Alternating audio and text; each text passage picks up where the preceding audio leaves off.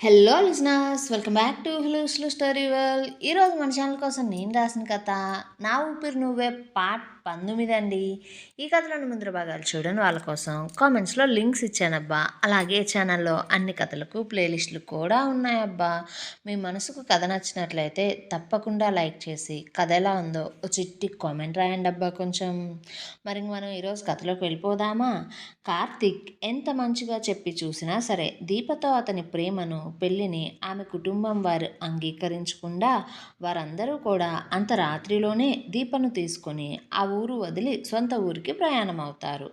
జరిగిందంతా కార్తీక్ తన తల్లిదండ్రులతో చెప్పి బాధపడుతుంటే, మరోవైపు కల్పన తండ్రి మణికంఠ చెప్పిన విషయం గురించి ఆలోచించగా ఆమెకు ఆ సమయంలో తన తండ్రి మాట కన్నా తన ప్రేమ తన సొంతమైతే చాలు అనిపించి తండ్రి మాటలను పెడచెవి పెట్టినా సరే ఆమె అంతరాత్మలో ఎక్కడో చిన్నపాటి గిల్టీ ఫీలింగ్ మొదలయ్యింది. మరోవైపు ఫజీరా అన్న పోలీసుల నుండి తప్పించుకుని తిరిగి వైజాగ్కి వచ్చేశాడు అరకు నుండి. అయినా సరే అతను అడవిలో కార్తీక్ దీపాలను వెతకడానికి దారి తెలియక లోకల్గా పురమాయించుకున్న ఆకు రౌడీలను పోలీసులు పట్టుకొని తొక్క తీయడం మొదలుపెట్టగా నిజం తెలిసి తెలియని ఆ రౌడీలు, సార్ మాతో వారు ఆ కాలేజ్కి సంబంధించిన వారని టూర్కి వచ్చామంటూ ఎవరో ఒకరు ఆ కాలేజ్ అమ్మాయిని అడవిలోకి కిడ్నాప్ చేసి తీసుకుని పోయాడని మాత్రమే చెప్పారు సార్ మాకు, అంతకుమించి మాకేం తెలియదు అంటూ చెప్పగా పోలీసులు, అయితే మరి వారు మీకు మనీ ఇచ్చారు కదా, ఆ డబ్బు ఎలా ఇచ్చారు? ఫోన్పేనా, గూగుల్ పేనా, లేదా వారి ఫోన్ నెంబర్స్ మీ దగ్గర ఏమన్నా ఉన్నాయా? వారి గురించి ఒక్క ఆధారమైనా సరే చెప్పి తీరాల్సిందే. ఒకవేళ వాళ్ళ గురించి ఆధారాలు చెప్పకపోతే ఆ కిడ్నాప్ కేసుని మీ మీదే వేస్తాం అనడంతో అక్కడున్న ముగ్గురిలో భయం మొదలయ్యింది. అయితే అందులో ఒకరు, సార్ మాకు డబ్బులే ఇచ్చారు, కానీ మమ్మల్ని మాట్లాడుకొని తీసుకుపోయేటప్పుడు మా వీధి చివర కాంతం అత్త అంగడిలో సుమారు 1500 పైనే మేము అందరం కలిసి భోజనం చేశాం.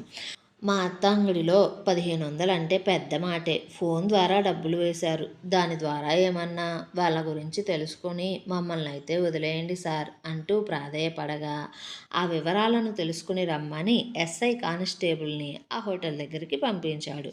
మరోవైపు రవి కోపంగా నారాయణ దగ్గరికి వచ్చి, నానా ఏంటి నానా ఇది, ఇలా జరిగిందేంటి? వాళ్ళు వెళ్ళిపోయి ఒకరోజు పైనే గడిచిపోయినా సరే ఇప్పటి వరకు మనకు ఒక ఫోన్ కూడా చేయలేదు. దీనికి కారణం ఆ వెధవ కార్తికే. అంతా బాగుండేది. రేపటి రోజున నాకు దానికి ఎంగేజ్మెంట్ అయి ఉండేది.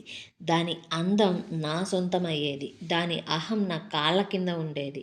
దాని తర్వాత మన ప్లాన్ ప్రకారం దాని యాప్ ఐడియాతో మన కంపెనీ వాడి కంపెనీని మించిపోయేది. పైగా ఆ యాప్ ఐడియా సక్సెస్ అయితే వ్యాపార రంగంలోనే మంచి పేరు ప్రతిష్టలు తెచ్చుకునేవాడిని నేను. కానీ ఇప్పుడు నా పని ఉన్నది పోయింది, ఉంచుకున్నది పోయింది అనే సామెతకు వచ్చింది. పైగా మామ దాన్ని కొట్టో, తిట్టో, బెదిరించో నిజం తెలిసిన తర్వాత వాళ్ళ ప్రేమకు ఒప్పుకోకుండా నాతో పెళ్లి చేస్తాడేమోననుకున్నా. ఆయనేమో బొమ్మరిల్లులో ప్రకాష్ రాజులా నీ ఇష్టాన్ని నేను గౌరవిస్తా అంటూ పెళ్ళిని ఆపేసి దాన్ని ఇక్కడి నుంచి తీసుకొని పోయాడు. కానీ నీకు దాని సంగతి తెలుసు కదా నాన్న. పట్టు పట్టిందంటే అస్సలు వదలదు. అది 4 రోజులు తిండి తిప్పలంతా మానేసి తండ్రిని చదువు కోసం ఒప్పించుకుంది. ఇప్పుడు కూడా అలాగే ఓ 10 రోజులుగానా చేసిందే అనుకో. దాని బాధను చూడలేక దాని ప్రేమకు ఈయన కరిగిపోయి ఆ కార్తిక్కి దీపకు దగ్గరుండి మళ్ళీ పెళ్లి చేర్పిస్తాడు నాన్న. అప్పుడు మనం చీడతలు కొట్టుకుంటూ ఉండాలి నాన్న. అలా జరగకూడదు. ఏదో ఒకటి చెయ్యండి నాన్న అంటూ ఆలోచిస్తూ రవి ఉంటే ఆ మాటలన్నీ విన్న నారాయణ కూడా, రేయ్ నువ్వన్నది నిజమేరా. వాడికి దీప్ అంటే ప్రాణం. దానిలో వాడు నా చేతుల్లో చనిపోయిన చెల్లిని చూసుకుంటున్నాడు. పైగా ఆ కార్తిక్ గాడు పోయేవాడు పోకుండా ఆ ముసలమ్మ మనసులో వాడి గారడి మాటలతో ఒక బీజం నాటిపోయాడు. దాన్ని సెంటిమెంట్ మీద కొట్టాడు. దాంతో అది అప్పటి నుంచి ఏదో కోల్పోయిన దానిలా ఇంటి నుండి వెళ్ళిపోయింది. ఎంతైనా మేనమామ బుద్ధులు ఎక్కడికి పోతాయి వాడికి. వాడు కూడా ఆ మాయ మాటలతోనే నేను చేసుకోవాల్సిన దాన్ని పడేశాడు. ఇక ఆ ముసలిదేమో ఇచ్చిన మాట నిలబెట్టుకునిద్దో లేదో తెలియడం లేదు. పైగా ఆ వెధవ వాడి వాడి మామకు పోస్ట్మార్టం చేయించామని చెప్పాడు. అందుకు సంబంధించిన రిపోర్ట్స్ అన్నీ కూడా ఉన్నాయి అంటూ ఏది పడితే అది వాగిపోయాడు పోయేటప్పుడు. అందులో అసలు ఎలాంటి నిజాలు ఉన్నాయో ఏమో, ఆ నిజాలు బయటికి వస్తే నా కొంప కొల్లేరవుతుందిరా. ఎలా అయినా సరేరా, వాడు దానిని అస్సలు కలవకూడదు. అలాగే ఆ ఇంట్లో ఎవరు కూడా ఆ దీప గురించి, దాని ప్రేమ గురించి ఆలోచించకుండా చేయాలి. అలాగే ఖచ్చితంగా వీలైనంత త్వరగా దానికి నీకు పెళ్లి జరిగి తీరాలి. అలా జరిగితేనే ఇప్పుడు నేను ఈ కష్టం నుండి గట్టెక్కగలను. అలా మనం అనుకున్నది జరగాలి అంటే దానికి మీ అమ్మ ఒక్కటే మార్గం అంటూ నారాయణ ఆలోచిస్తున్న తన ఐడియాని కొడుకుతో చెప్పగా అతను కూడా ఆ ఐడియా విని సంతోషపడుతూ దానికి గ్రీన్ సిగ్నల్ ఇచ్చాడు. ఇంకోవైపు దీప వాళ్ళు ఇంటికి వెళ్ళిపోయారు అన్న మాటే కానీ ఆ ఇంట్లో ఎవరి ముఖాలలో కూడా జీవం లేదు. ఎవరు ఎవరితో మాట్లాడుకోవడం లేదు. మరోవైపు ఉమామహేశ్వర్కి దీపకు నిజం తెలిసిన తర్వాత కూడా కార్తిక్ని ఎలా నమ్ముతుందా, ఎందుకు ప్రేమిస్తుందా అనే ఆలోచన ఉంది. ఆ కార్తిక్ ఏమో నిజం తెలిసే దీపను ట్రాప్ చేసి ప్రేమిస్తున్నాడా అనే అనుమానంతో పాటు తన చెల్లి చనిపోయిన క్షణంలోనే దేవరాజ్ చనిపోవడం ఏంటి, అసలు ఆ రోజు రాత్రి ఏం జరిగింది, ఒకవేళ ఇద్దరు ఒకే చోట చనిపోయి ఉంటే వాడి శవం ఎందుకు మా ఊరి చివర లేదు, ఒకవేళ వాళ్ళు వేరే చోట చనిపోతే మా పార్వతి శవాన్ని ఎవరిక్కడికి తీసుకుని వచ్చి పడేశారు.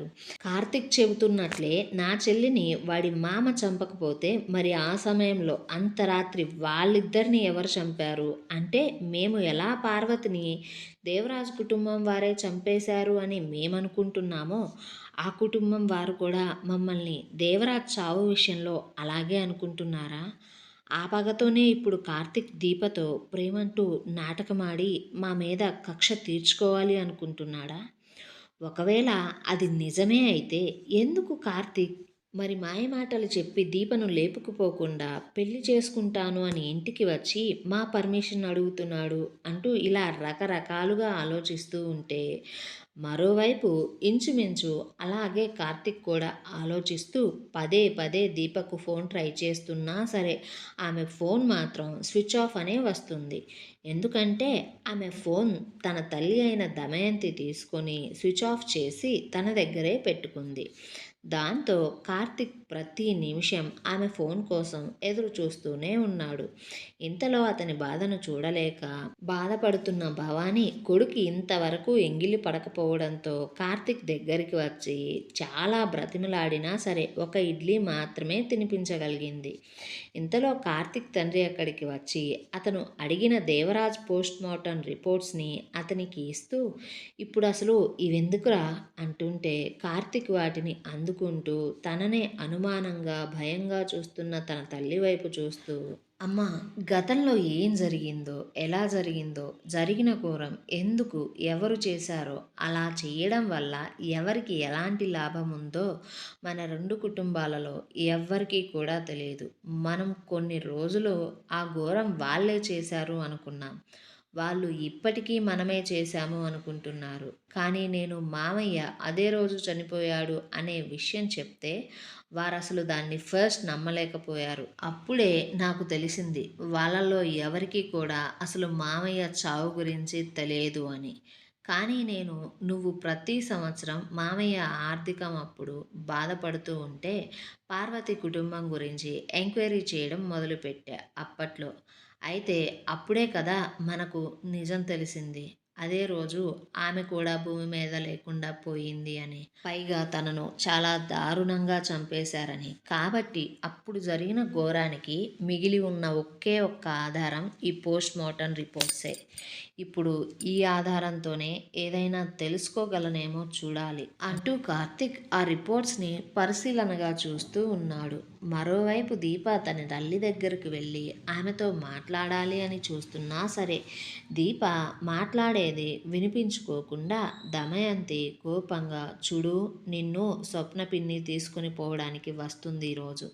నువ్వు పిన్ని వాళ్ళ ఇంట్లోనే ఉండు ఇక నుంచి అనడంతో దీప బాధగా అమ్మా ఎందుకమ్మా ఇలా అనడంతో దమయంతి మాత్రం దీపను చూస్తున్నా కొంచెం కూడా కరక్కుండా కోపంగా వాడు నీ కోసం ఇక్కడికి వచ్చి గొడవ చేస్తే మా పరువే కదా పోయేది. అందుకనే నిన్ను పిన్ని ఊరికి పంపించేస్తున్నా అనగా దీప మౌనంగా అమ్మా ఇది నాన్నకు తెలుసా లేదా నువ్వు మాత్రమే తీసుకున్న నిర్ణయమా అంటుంటే దమయంతి నేనే తీసుకున్నానే అయితే ఇప్పుడేంటి అయినా మీ నానంటే నీకు అంత గౌరవమే ఉన్నదానివైతే ఇలా చేసేదానివే కాదు మళ్ళీ చూడు ఎలా మాట్లాడుతున్నావో నంగిలాగా అంటూ ఆమె చెల్లి స్వప్న రాగానే తనతో దీపనిచ్చి పంపించేసింది. ఇంకోవైపు పోలీస్ వారు కార్తిక్కి ఫోన్ చేసి కొన్ని వివరాలను తెలియజేశారు. ఏమండోయ్ మరిప్పుడు నారాయణ తన భార్యతో ఎలాంటి ప్లాన్ వేయబోతున్నాడు? స్వప్న ఇంటికి పోయిన దీప కార్తిక్ని తిరిగి కలవగలుగుతుందా లేదా నారాయణ చేసిన ప్లాన్ వల్ల రవితో ఆమె పెళ్ళికి తండ్రి ఒప్పుకుంటాడా? ఆ పోస్ట్మార్టం రిపోర్ట్స్ ద్వారా కార్తీక్ నిజాన్ని ఎలా ఛేదిస్తాడు? ఇలాంటి ప్రశ్నల సమాధానం కోసం మన ఛానల్ని సబ్స్క్రైబ్ చేయండి. ఈ వీడియోని లైక్ చేయండి. కథా కథనం ఎలా ఉందో బుల్లి కామెంట్ చేయండి అబ్బా కొంచెం.